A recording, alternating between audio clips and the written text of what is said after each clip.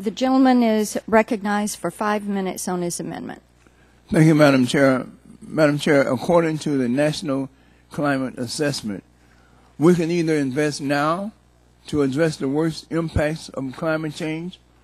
or we can pay even more dearly in the future with more expensive and costly damages affecting everything from negative health impacts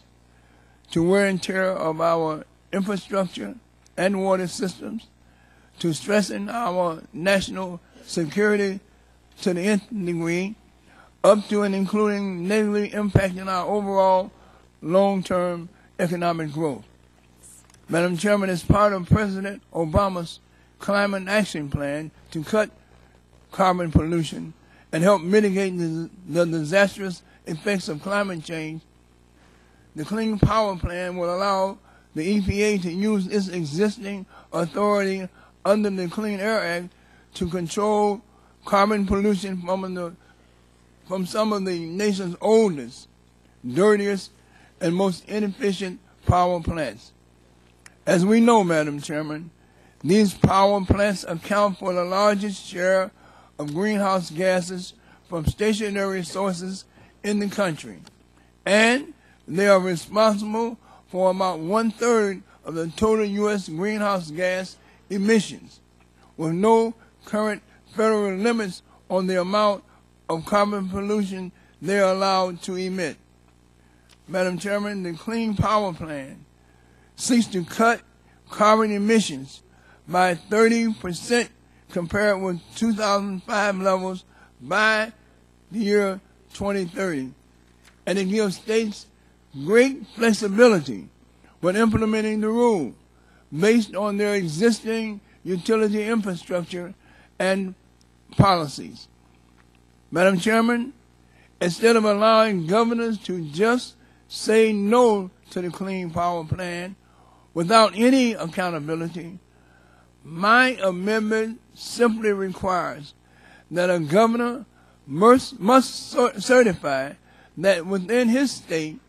any ratepayer increases associated with implementing a state or federal plan will be greater than any costs associated with responding to extreme weather events associated with human-caused climate change,